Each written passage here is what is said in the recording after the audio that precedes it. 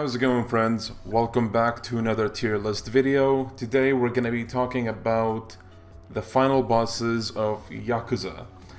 Now, first thing you may notice is that there's a lot of them down there, more than the existing games. But I wanted to include characters that are final bosses for, or to put it another way, I wanted to include final bosses that aren't just the final fight, if that makes sense. Which is to say, for example, Akiyama's final boss in Yakuza 4, Tanimura's final boss, Kiryu's final boss, Saijima's final boss of Yakuza 4, all of those. I felt like that might make it a bit more interesting and a little more fair.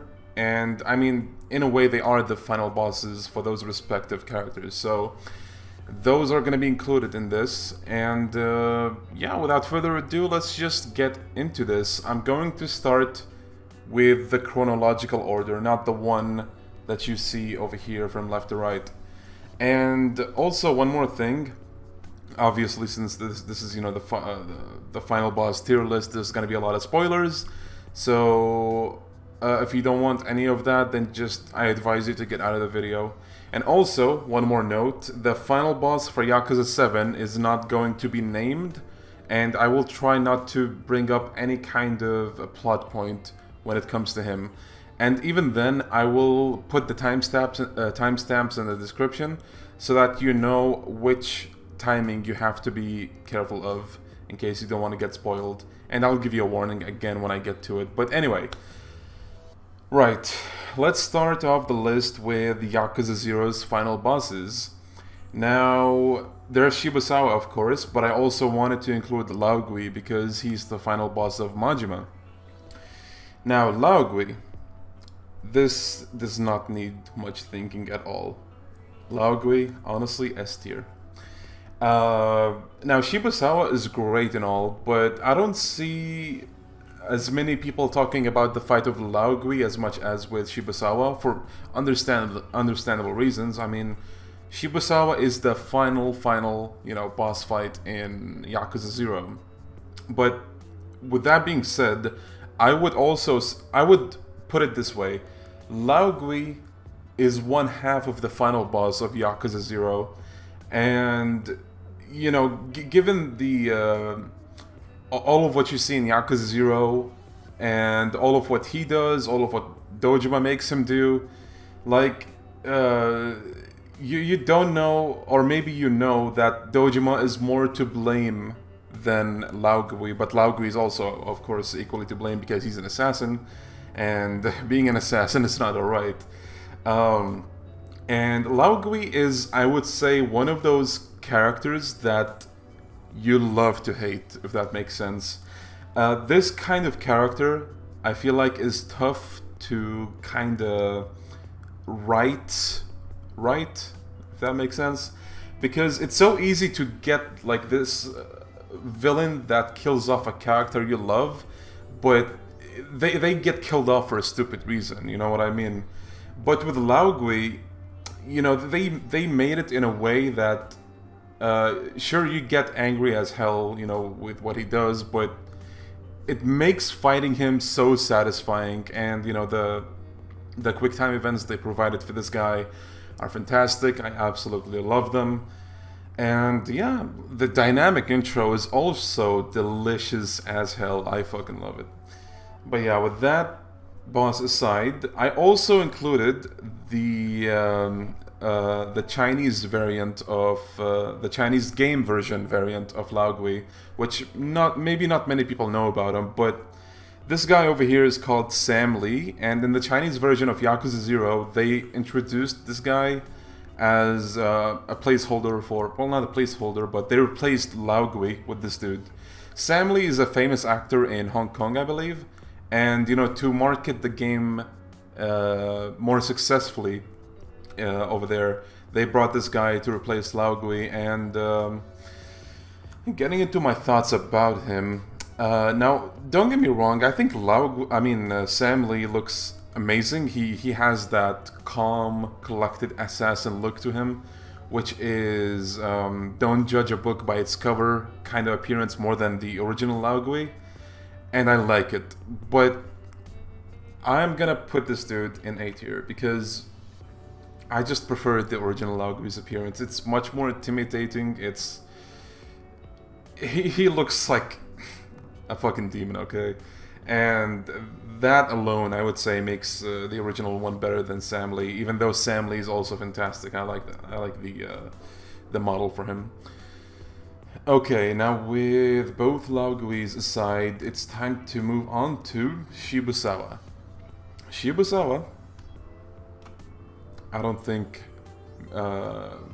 you know, this is very disagreeable because Shibusawa's fight, the way he was written, the build-up to his character, being, you know, the silent pencil pusher type, the one that strikes when the iron is hot and when you least expect it, he is incredible. And the fact that he manipulates almost everyone in the story of Yakuza 0, and in a way that isn't, how to put it, isn't too over the top, too ridiculous, it was really nice. And the fight itself, you know, the soundtrack for this dude, it's just amazing. The way that he's supposed to be the one with the finished dragon tattoo, so that he's going to be the dragon of Dojima, versus Kiryu, the rising dragon whose tattoo is still not finished. I felt like that was just amazing symbolism, and it was just beautiful. The quick time events for his fight, well, I think there's only one, which is the final one, but, you know, the things that happen in the fight, so amazing, dynamic intro, fantastic, and he's a great boss, I love him. Now, moving on to Yakuza 1, that's Yakuza 0 out of the way. Nishiki. Now, Nishiki, based on what I understand or see or whatever, I feel like he's a hit or miss for some people. But if you ask me, I think Nishiki is one of the best written villains in the series, if not the best. You know, Nishiki was the first ever final boss of the series, naturally, and when it comes to development, I feel like he's the one final boss that was given the most development. Maybe not very much so with, you know, the original Yakuza 1, but with Kiwami, you get to see more of him, you get to see what drives him into the state that he eventually goes to, what makes him betray the people around him to rise to the top. And, you know, seeing the process, it's just, it made the final confrontation that much better and emotional, I would say. You get to see everything that leads him to do what he does, and so you understand, at least, at the very least, you know why he went the way he did. Even if you don't agree with it, you can at least understand it, and that is just amazing writing, in my opinion. And the fight itself was also beautiful. In Yakuza 1, there was not, you know, much quick time events. I mean, it's the first game, what do you expect? But the soundtrack was beautiful. The soundtrack in Kiwami is also amazing. I love it. It's like one of the few pieces I actually really love from Kiwami. And the quick time events in Kiwami are reused, but I love them. The flashbacks kind of thing was amazing. And yeah, Nishiki is amazing. And his redemption at the end of the story was just the final nail to that coffin. Nishiki is amazing. And with Yakuza 1 out of the way, we move on to Yakuza 2, which gives us Goda Ryuji. Now, Ryuji, I would say, is a relatively simple final boss compared to the others. He's all about that Yakuza life and wants to, starts a war and finds someone worthy to fight him or whatever. And I can see why people like him, but jeez, people are loud. But to me personally, Goda just didn't do it that much for me, to be honest. I mean, what can I say about this dude? He just felt so shallow compared to the other villains. He felt really not... what's the word? It just felt like there wasn't enough going on for him for me to really care about him that much, at least as much as the other villains. So, and what else is there to talk about when it comes to him? The fight, he's fairly difficult in the original, and he has amazing quick time events, and also in Kiwami he... oh yeah, they added the dynamic intro to his final fight, which was amazing. The soundtrack is also amazing there, the quick time events, everything was great, you know, combat-wise. But story-wise, I just... Ryuji's not for me, honestly. So he's either gonna go to C or D. Let's go with C. Because, you know, while he's not the best for me, I still have some things that I like about him, I suppose. Mostly the fight. But that aside, let's move on to Yakuza 3, which has Mine as the final boss. Now, Mine is... I would say he's one of the most loved final bosses of the series for understandable reasons. Mine, when it comes down to it, really just wanted a hug and wanted someone to genuinely care about him. That's why, you know, he decides to join the Yakuza, because he thought, you know, the bonds there were absolute and everyone actually respects each other, and you know, he thought the bonds there were genuine, but he realized that it's all just the same bullshit that he's seen before, where people don't really care. They just do what they do because they have to. They obey their bosses because they also have to. And it was interesting. He's an interesting contrast to Kiryu, because he's also an orphan, and he genuinely doesn't understand why Kiryu as an orphan likes to help people when people didn't give a shit about Mine when he was growing up. And that was really you know, interesting to see play out in the final conversation between them, or, you know, the one before the final fight. And Mine also marks the first final boss in which we got a dynamic intro, I would say. Unless you want to count Ryuji in Yakuza 2, but... I don't know. How do I put this? I would say... okay, it goes back... the origins go back to maybe Ryuji, but they really perfected it with Mine, I would say. And when you know, they went on to Yakuza 4, that's when they really got comfortable with it. But that aside, Mine, I would say, is also one of the more difficult final bosses of the series, especially in that red heat state. Holy shit. If he gets in that state, your best bet is probably to just run in circle until he goes out of that red heat state.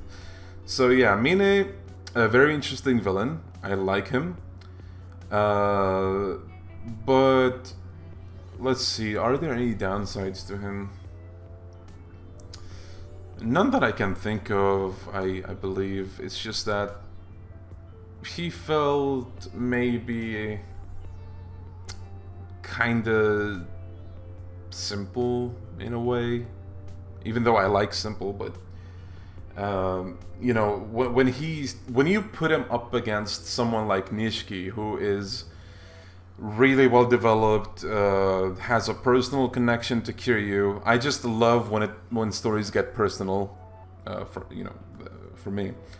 And for this reason, I don't know, Mine just wanted a spanking from Kiryu, and for that,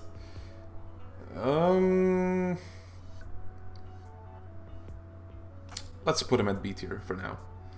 Maybe it's gonna change afterwards, we'll see. Okay, that's Yakuza 3 out of the way. Now we move on to Yakuza 4. Now Yakuza 4 has 4 final bosses, just like the title. And, you know, each character has a final boss. Akiyama has Arai, Saejima has Kido, and Kurohyou had Daigo, Tanimura had Munakata, of course.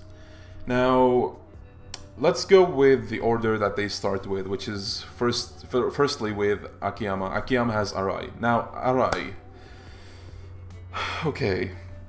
You might already know my opinion about Yakuza 4. I think the final bosses are really not that impactful, whatever the word is, as much as the other bosses. But Arai at least had a really good fight. I loved his soundtrack as well. And like I said in the previous tier list video, if you ask me what's the deal with Arai at this point of time, I'd probably not be able to answer you that well. I know that he is an undercover detective posing as a Yakuza, but then all the money he saw kinda tempted him or something like that. I don't know, but at least for the fight, I'm gonna take this dude to C tier. Now, we also have Kido, right, for Saejima.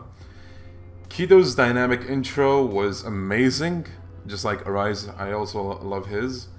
The soundtrack is okay, but let's be honest with each other a little bit, okay? When you match Saejima with Kido, you're matching 30-year-old fucking grown-up adult with a 10-year-old toddler.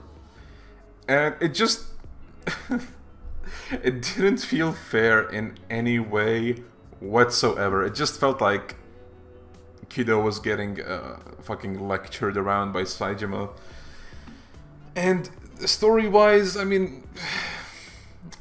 He was a pal of Akiyama's until he also saw the money and got tempted, and he goes to see. Okay, with Kido aside, we have Daigo. Oh boy, Daigo. Okay, Daigo has his moments. I like Daigo. But in Yakuza 4, again, he got tempted by the money. That's what caused him to backstab Majima, get him arrested and all that.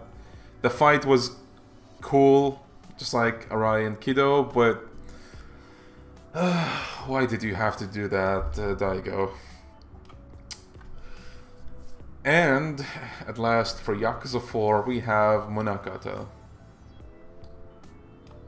No-brainer. D tier. Okay, like... I know that Yakuza 4 is, in a way, Tanimura's game more than anyone else, because he got the final fight against Munakata, and, you know, the story was about him trying to find who the fuck killed his father, and then he finds out Munakata was the head of that. But Munakata is just a worse Jingu, in my opinion. What is there to like about Munakata? You tell me. He's just pathetic in every way and form. Nothing more left to say. Okay. Moving on to Yakuza 5. Now, Yakuza 5, you know, has 5 playable characters, but it has 4 final bosses, not counting T-Set for Haruka. And the first one, I believe, is Majima. You fight him as... Saejima.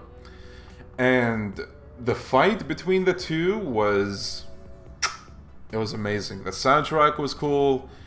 They brought every fucking quick time event from the previous game with Majima and just threw it into the blender into the fight that is in Yakuza 5.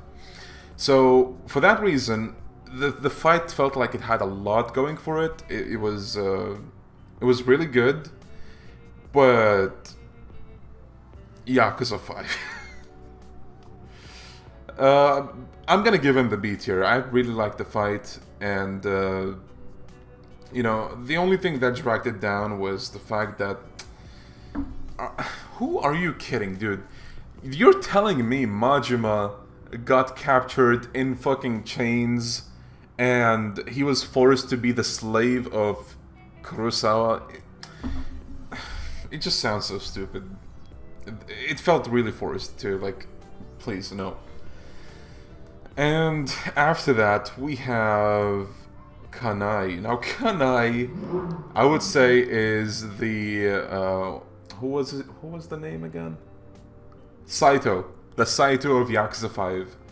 So you fight him like what, 4 times, 5 times? I fucking forget. But you fight him as Akiyama mainly. You also fight him as Kiryu once.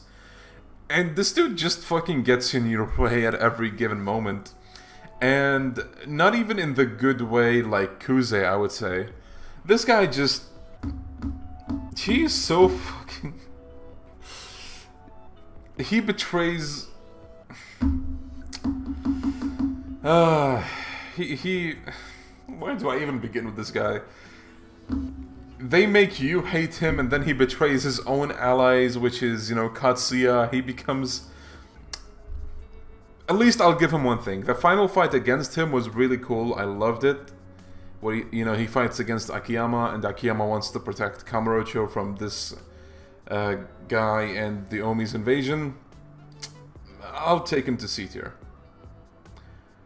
Now, with him out of the way, we have Baba. Oh boy, Baba. Okay, Baba is also another character that you fight 3-4 times in Yakuza 5. And Shinada gets to be the one that fights him for the final time. So it feels like a bit of a weird matchup, but I'll give it that the soundtrack was beautiful. The setting was also really nice. The QuickTime events were... Loved them. But again, Yakuza 5. The dialogue that happens between Baba and Shinada with the baseball analogy, it's fucking wake me up when they're finished, please. He's gonna go to C tier, probably. The final fight was amazing. I believe in you. Good soundtrack, but again, Yakuza 5, man, I'm sorry. Okay, now just one more boss for Yakuza 5, which is Aizawa. Now, Aizawa is probably the most colorful final boss in terms of QuickTime events. There is just so many of them. You move from the meeting room to the courtyard of the Tojo. And when it comes to the work they put into the QuickTime events for this, it's just amazing. I really, really wish they did this with future games that came after Yakuza 5, like with Yakuza 6 or maybe even with Yakuza 7. But alas, at least they tried with Judgment, even though it's not on the same level, but it's something. But again, I'm not a big fan of Yakuza 5's story, especially the sudden appearance of Aizawa and the whole conversation between him and Kiryu where, yo, Aizawa, what the fuck are you doing here?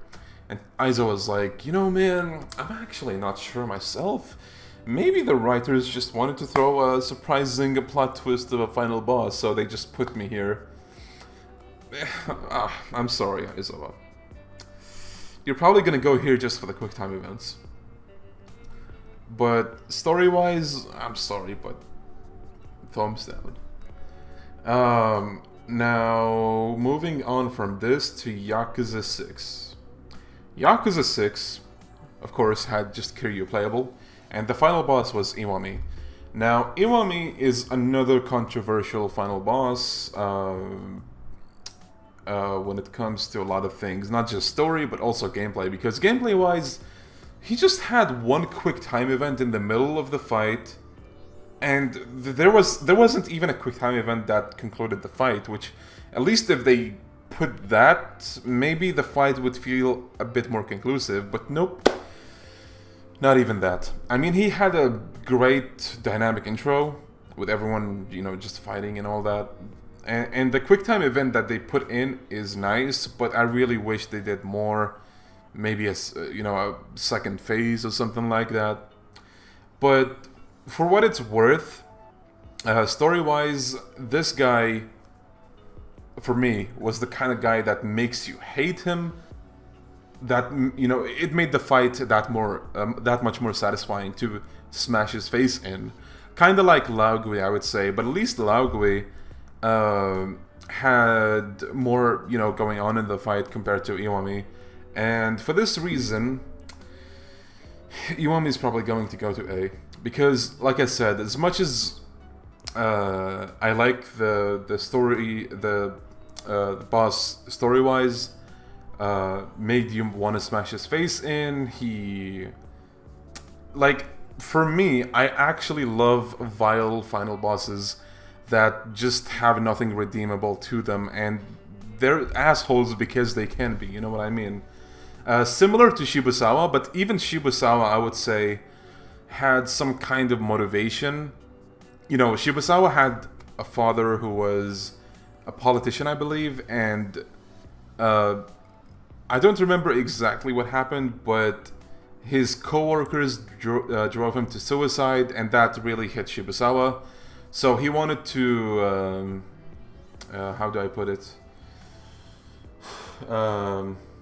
Honestly, I don't even know how to explain it for Shibusawa, but that was his motivation. You know, he had something personal going on with him. And Kiwami had something personal as well, but it wasn't anything emotional. It was just that his dad didn't want him to be a Yakuza, and he hated him for that, and he wanted to prove himself. He was far more ambitious, like he said, than his father. So he wanted to pursue that, even if it means defying his father and eventually killing him. Now, another thing I see with some of the final bosses, you know, like a complaint or whatever, is, you know, daddy issues. But honestly, I'm just gonna put it out there. I believe that every final boss has daddy issues in one way or another. Maybe there's like a select exceptions, but most of them have daddy issues. Shibusawa had daddy issues. Nishiki had daddy issues because Kazama preferred Kiryu more than him, and that became apparent as time went on. Ryuji had daddy issues with Goda Jin, you know, telling him about the truth of his past and all that, and the truth of his family. Mine had daddy issues of one way. You know, he had no parents. The only guy he looked up to when he was a child, I believe, was the caretaker in his orphanage. Who else? Maybe like Yakuza 4's final bosses don't have daddy issues. And then there's what? Yakuza 5. Aizawa most definitely had daddy issues. He... You know, his dad gave him the full control of the Omi on a platter, but he was like, I don't give a fuck about my old man. So yeah, there's a lot of bosses that have daddy issues when it comes down to it, and Kiwami is no different, but, you know, it just depends on how that is done within the story. So yeah, with that out of the way, let's just move on to another boss. Because I feel like I'm talking too much about this particular entry. Okay, so up next we just have the spin-offs, and let's start with Judgment, because Judgment is another game that I absolutely love. The final boss of Judgment was fantastic. It's scarily amazing for just being one game, like I said in the previous video. The suspense, the build-up to the mall, whether you saw it or not, that final fight with that soundtrack, Penumbra, well, there's no quick time event, interestingly enough, but there's like an action sequence going on, and just seeing them duke it out, in you know, with the rain in the back and all the glass shattering, the dynamic intro, it's fucking amazing. And again, I really appreciate evil final bosses, because I feel like Yakuza, there's like, what's the word? We had so many of them that are redeemable, and you know, nothing's wrong with that. But seeing final bosses that are evil just for the hell of it is a refreshing change of pace, I would say. That's why I liked someone like Kiwami. That's why I also like the mole from Judgment. You know, they're evil because they're evil, and that makes you want to beat the shit out of them with no regrets whatsoever. And the mole definitely delivered that with not just, you know, amazing story writing, but also amazing soundtrack, amazing gameplay, everything. The setting for the final fight for this guy, amazing. Definitely S tier. Okay, now the final boss of Dead Souls. I mean, I love Dead Souls, but this guy just felt like he was the nagging girlfriend of Ryuji that just wanted him to come back to the Omi. And you know, thinking about it, he's like Mine. He's obsessed with Ryuji to the point that he made a fucking zombie apocalypse in Kamurocho, and eventually, you know, it wasn't by choice, but he gets turned into the final boss monster, and he went to extreme lengths for Ryuji, let's just say. Now, he kinda has a hint of redeemability, if that's the word, at the end. But then that, what's the character? DD, I think, just fucking injects him with a virus, and then he becomes a huge fucking ass monster. And I don't know, he's okay, just felt like there's nothing really much more to him except that he had a crush on Ryuji, so... Right. Now moving on to Kurohyou bosses. Now Kurohyou, unfortunately, I do not know the gist of the stories of, unlike Ishin, but I'm going to at least rate them based on the fight itself. Now the fight with the final boss of Kurohyou 1 was amazing. The soundtrack, what's it called? Muppet, I think? Muppet, the setting on top of Millennium Tower when almost every other story boss was in the Coliseum.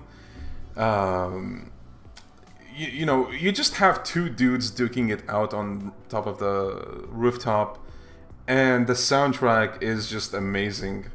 I wish I knew more about the story, but because of that, I think I'm going to at least give him the A tier. This guy, fighting him was amazing, and I really wish we see Kurohyou in the West, man, but at this point it's probably just beating a dead horse and it's not gonna happen.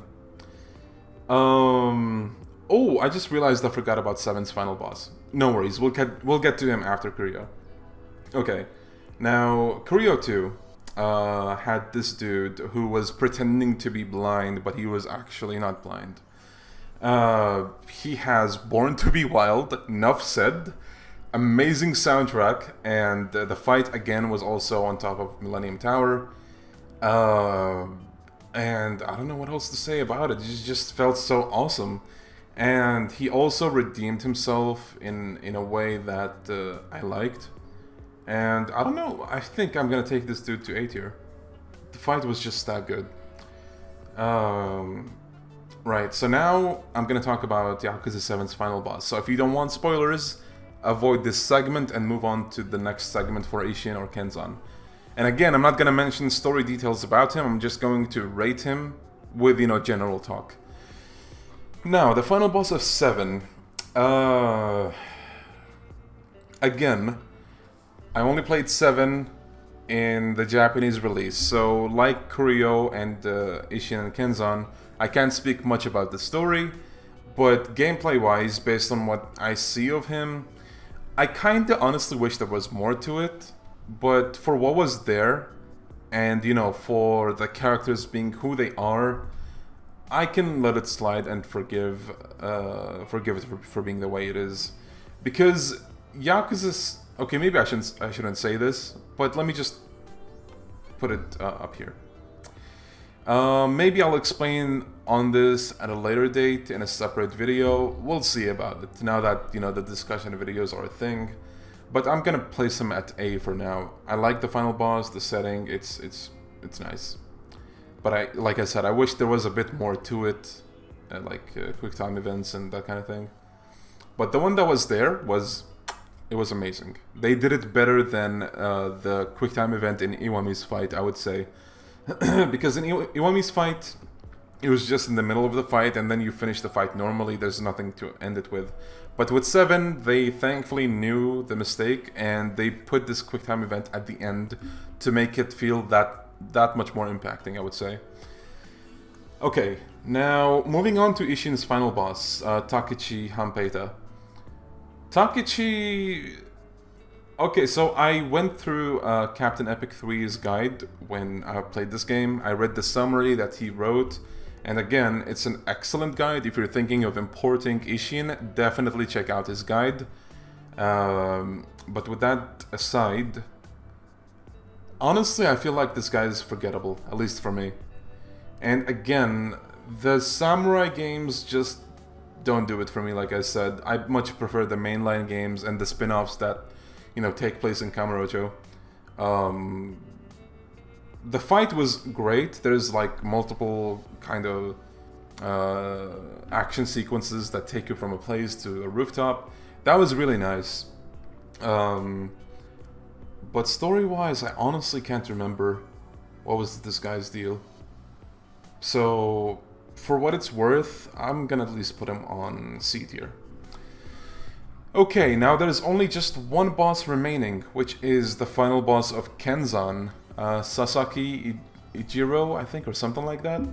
Now, unfortunately, if you saw my previous video, you would know that I did not play Kenzan to the end. I played it halfway through and just dropped it. I don't know.